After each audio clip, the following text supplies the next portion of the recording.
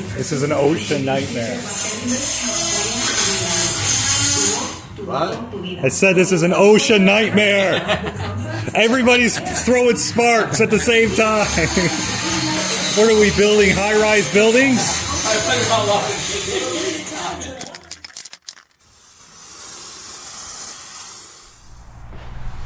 So welcome back. We are now day 3 or 4, losing track of our 2-week Sema thrash.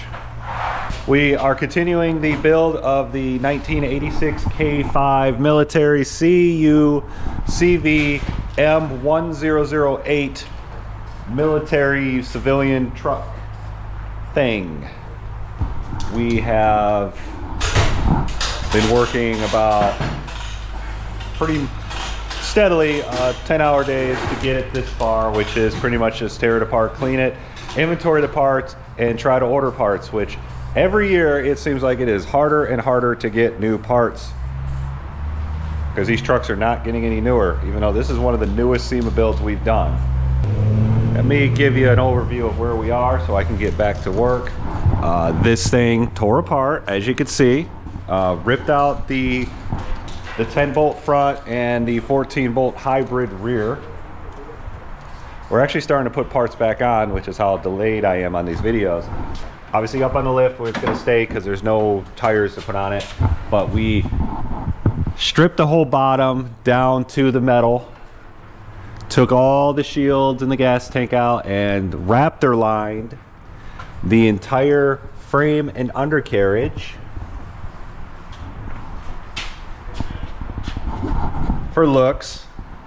And yes, we are probably hiding a lot of stuff that you will not see, but for right now it looks really good because obviously doing a frame off restoration on a military K5 is out of the question. So Raptor, keep it out of the salt weather. So shields are all what's that stuff called? Steal it. All the shields and any loose items underneath are going to be painted silver steel it.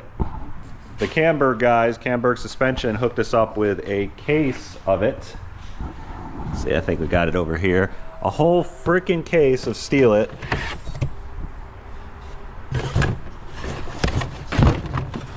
Which we got Daytona 60 hubs showing in it, but Steel It, steel gray, the stuff is awesome. So like the gas tank shield, the heat shield, we did the transfer case, the NP 108, 208 transfer case. Is it Steel It? The guys are out here painting the axles right now, Steel It gray with the leaf springs. We're still getting a bunch of stuff powder coated, but for the undercarriage stuff, Steel It gray is, I'd actually say, a more expensive alternative, but it is worth it for its weldability and anti-corrosive qualities. But I'm getting ahead of myself. So we still got to clean up the transmission. We're going to get a MagTech oil pan for it. Because remember, this drivetrain's only staying in here for Sema. Then after that, we're going to swap in something cool that we're hoping to get from GM Performance. It will still be a diesel. But we got Jeff over here staring at parts like he's been doing for a couple days because we're trying to figure out how to build our rack. And he is working on these versatile Go Rhino racks, attaching them to our pre-existing DOM steel rack, just because these are more designed for small SUVs like CRVs and RAV4s. So they're a little bit light duty for, say, a K5 military truck. But these offer a lot more versatility with their track systems when it comes to accessories and lighting than our DOM rack.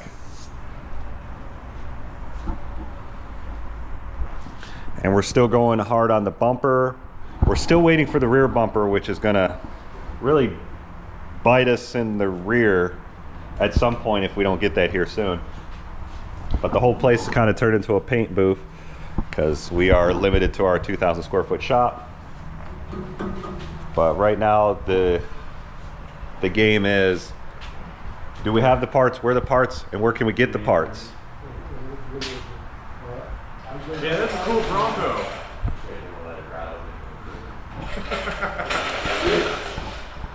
Yes, this is a cool Bronco.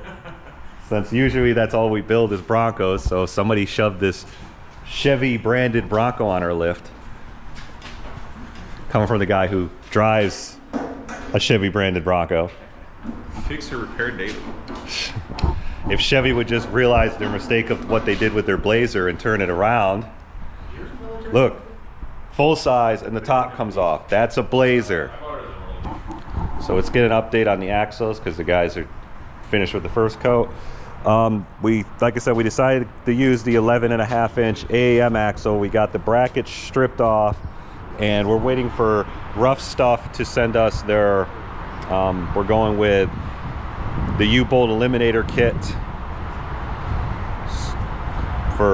which are for ground clearance, but we're going to do it because it looks better than the long super U-bolts.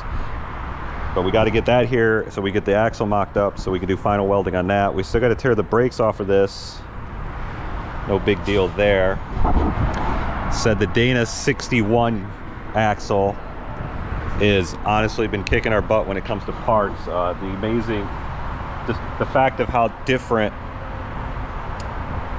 the Dodge axle is compared to, say, a Chevy. And even if it was a Chevy, I'm finding that I still can't get parts for the Chevy axles out here. If it was a Ford, I could get parts for it. But the reason we didn't go with a Ford is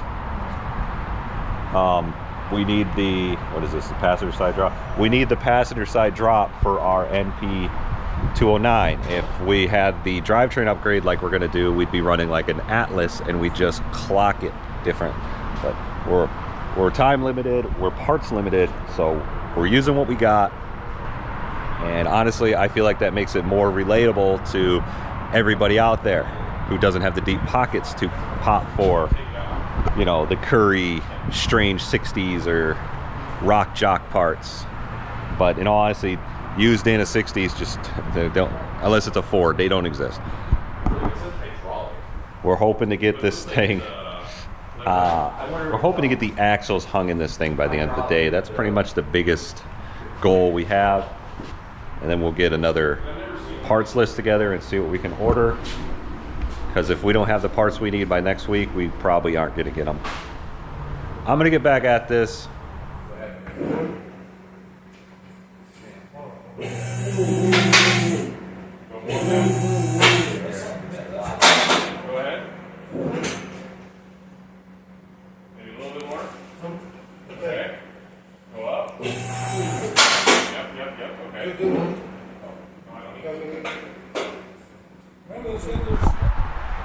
So now it is Friday. We are at the end of the first week of this 2-3 week SEMA build. Let's go check out the guys.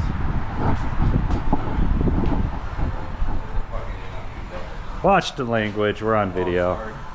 Excuse me. Uh-huh. So where are we at? We are, well, the lift broke. Let's start with that. So it's stuck in the down position. The equalization cable's broke, go figure. So now we're doing body work. The plan is to get this thing in the color on it by the end of the weekend, which I'm gonna have to remind Matt that he needs to get the right tint for that. You think he's got the tint? Okay, yeah. We're having problems with parts, so the faith is a little low. We have Jeff finishing up he's about to make a lot of noise, so I'm just gonna let him go. Let me do a pause.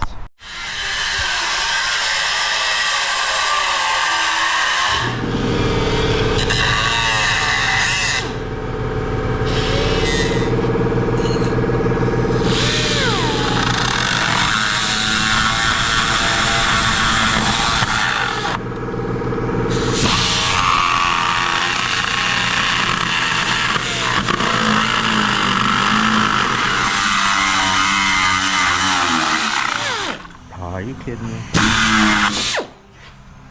Ah, you missed. Yeah, thanks. So here's the last of the fenders. He's got all mutilated. This side has the most body work on it. I forget this thing actually still has the military cap on it. So we should just fill these with like button head bolts and just leave that open. So this one's all mocked up into place. Yeah, we're just gonna keep doing the video with that in the background. But we got the back end, we got the rear end. It's kind of just tacked in because nobody wants to weld it on their knees. But the brakes are kind of on. Did fancy stuff with hardware. We're starting to scrape all the bad material out. I love how this thing is green, red, and where the hell did the blue come from? I was wondering that myself. Oh yeah, I wonder. I think it was a Navy fire truck, is what it was. Maybe it was blue, green, red, I don't know. Well, you never know with government vehicles. So the front end is in. It's a massive unit with the Selectro heavy duty external hubs because none of us wanted to deal with trying to convert it to internal, and that was going to be like $1,000 worth of parts. You know what, I'm going to wait. So, yep. So the front end's in, we got the crossover. We were able to save the crossover bar from the from the 10 bolt, and it was nice and straight on the 6-inch lift, but we see it's got a little bit of a angle on it with the 8-inch kit. Not really that big of a deal. This thing's probably never going to see the high end of 70 miles an hour anyways. But I actually had to make this has been a problem since Monday. The Dodge spring cap, leaf spring plate, which is different than a Chevy, and the super lift kit doesn't come with. Walked over and just fire up the grinder. I thought you were done. Because so a problem since Monday was we don't have a Dana 60 top plate for this leaf spring, and mainly because the Dodges have it like sucked in, or maybe they don't. I can't find the information online on a dead set measurement because everybody's keeping that stuff secret so they can sell plasma cut plates, you bastards. So I mocked up one, and we had the neighbor cut it out on his plasma table, but his machine was pretty much at its limit when it came to 1/2-inch plate. So the holes are mainly round, but we got the front bumper welded up solid. That just needs to be, I don't know, DA'd, and then we'll take it to the powder coater where it'll get sandblasted and then powder coated wrinkle black once again. I cleaned this front area up, masked it off, and painted it satin black, which compared to what it looked like, it was a million. It had like, remember all that colors? It had all those that spray. And the paint shop who did the primer kind of got it all over everywhere.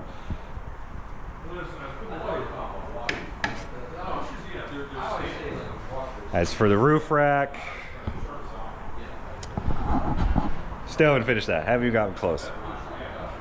I'm thinking that's going to be a last second problem, and we really need to get that roof rack because that's one of the big products that we're showing off on this beast. Still no rims. Actually, we have the rims. They are being painted right now. The tires, I'm not sure where the tires are. That's not my part of this build. But we put the transfer case back in, and it immediately started leaking, which sucks because I'm the one who sealed that, so that's probably gonna have to come back out and get resealed. But other than that, I guess it's going good. We were hoping to get it back on the wheels by the weekend, and it pretty much is.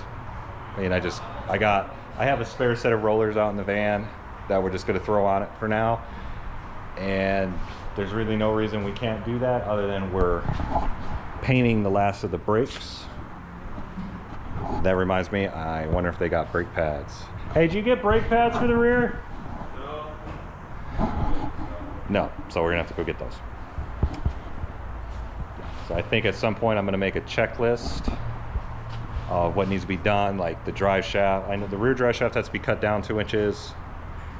I haven't tested the front. Have we tested the front shaft? Nope. I haven't tested the front shaft. I still have to do, yeah, let's not talk about that list. That list is going to make me sad of stuff that has to be done. Well, there's positives.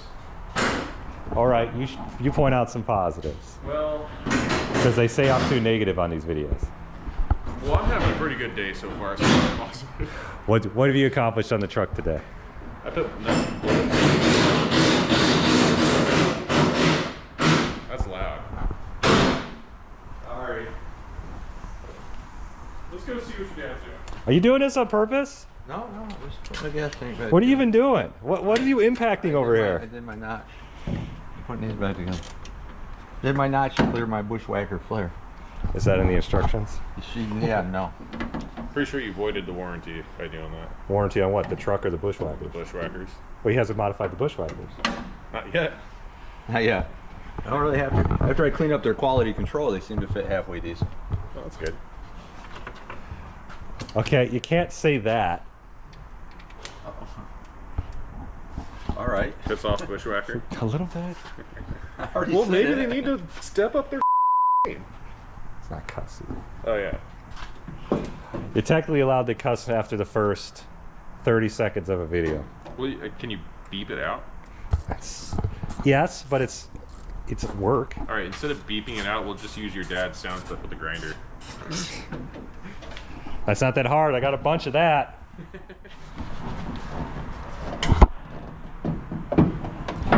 See, this is the curvature that he cut into it, because we're not quite sure what Bushwhacker expects of us right here, but I feel like they really should put a notch right there.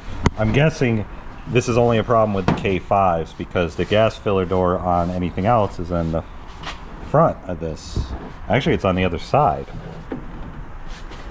I think. Think the Army diesel puts it over here? No. No. No. They definitely don't have I've never driven a K5, so I don't really know. I'm pretty sure they don't make a custom quarter panel stamping just for a military truck. Oh, you can see the one mocked up King bump stop, which we were just able to drill right through the factory bump stop and use their supplied sleeves. Right now it's just tacked in, and we'll weld that solid, and we'll paint this more that steel it silver. But you can see those U-bolt eliminator kits installed. Pretty cool. And the flare's on and looking pretty good for considering how bent this back quarter panel was.